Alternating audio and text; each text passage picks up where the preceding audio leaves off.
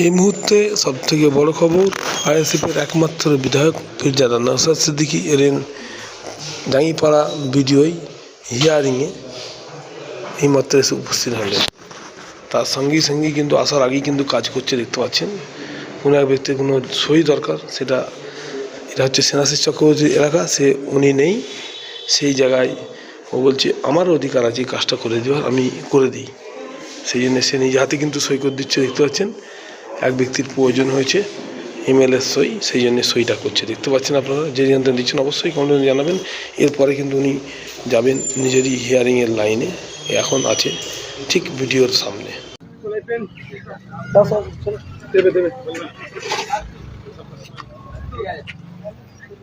ওটা বলবেন না।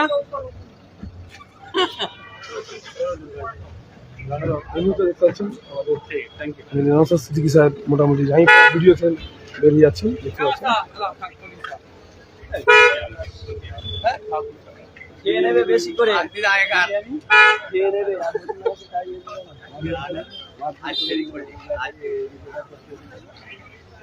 অহেতুক যে হয়রানি হচ্ছে, সে হয়রানির শিকার শুধু নওশাদ সিদ্দিকী একজন এমএলএ নয়, পৃথিবী খ্যাত ব্যক্তি, বাঙালির গর্ব অমর্ত্য সেন স্যারকেও শিকার হতে হচ্ছে। বেলুড় মঠের সন্ন্যাসীরাও এই শিকারের ষড়যন্ত্রের শিকার হচ্ছে। ফুরফুরা শিবের একাধিক পীর সাহেব পীরজাদা থেকে শুরু করে ইভেন স্বাধীনতা সংগ্রামী বীর পুরুষ দেশনায়ক নেতাজি সুভাষচন্দ্র বোস স্যারের পরিবারকেও এই হয়রানির শিকার হতে হচ্ছে। অহেতুক হয়রানি করা হচ্ছে, এর আমরা চরম বিরোধী। স্বচ্ছ ভোটার লিস্ট তৈরি হোক, তার পক্ষে আমরা, কিন্তু স্বচ্ছতার নামে মানুষকে যেভাবে রাস্তায় নামিয়ে এই ধরনের হয়রানি করাচ্ছে, এর আমরা চরম বিরুদ্ধে। তবে দেখেছে আসতে হবে আইনের ঊর্ধ্বে তো আমরা কেউ নয়। আর্টিকেল 324 ইলেকশন কমিশন অফ ইন্ডিয়ার পাওয়ার আছে, সে তার পাওয়ারকে এক্সারসাইজ করছে, কিন্তু এক্সারসাইজের করার মাধ্যমটা একটু সরলীকরণ হওয়া দরকার ছিল। শর্ট টাইমে যেভাবে এই পদ্ধতি নিয়ে এসেছে এসআইআর পদ্ধতি, ফলে এই হ্যাপাজারটা আরও বেশি হচ্ছে।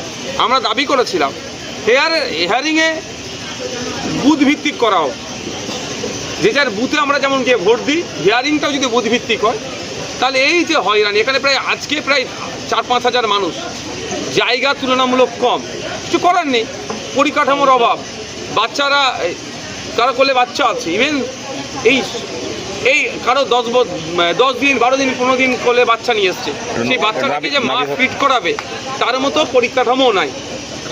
মহিলারা টয়লেট যাবে, বাজারে যাবে, সেই রকম টয়লেটের পরিকাঠামো নেই। এখানে কত মানুষের অ্যারেঞ্জমেন্ট থাকতে পারে?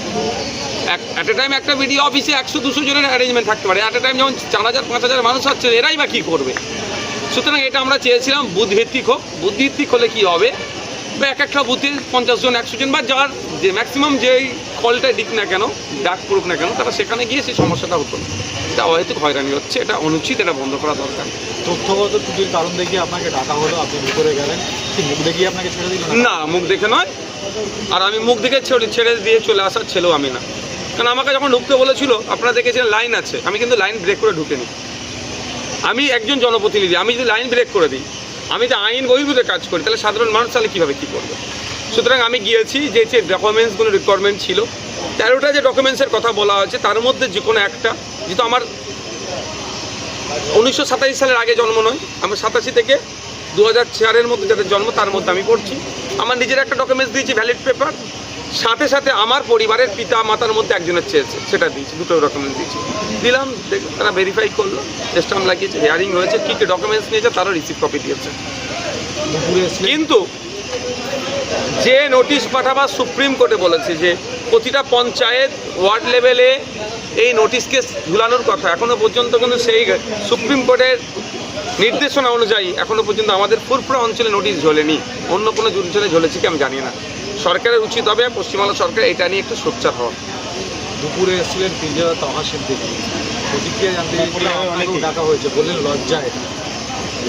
আমি তো আজকে বিধানসভার মধ্যে গিয়ে রুল আন্ডার 185 আমি জমা করে এসেছি যে বিধানসভা থেকে নিন্দা প্রস্তাব পাস করানো উচিত।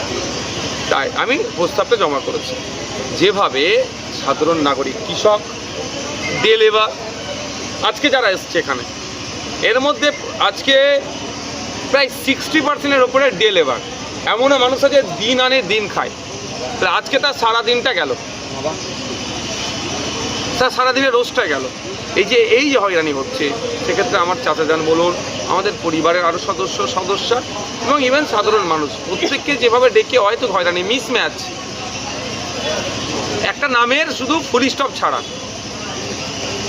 নামের বানান ভুল, তার জন্য ডাকা হচ্ছে। যারা 4 ভাই বোন তাদেরকে 6 ভাই বোনের রোদ বা তার বেশি দেখিয়ে ডাকছে। এইগুলো হচ্ছে অহেতুক হয়রানি করছে। এই হয়রানি জবাব মানুষই দেবে, তার গণতান্ত্রিক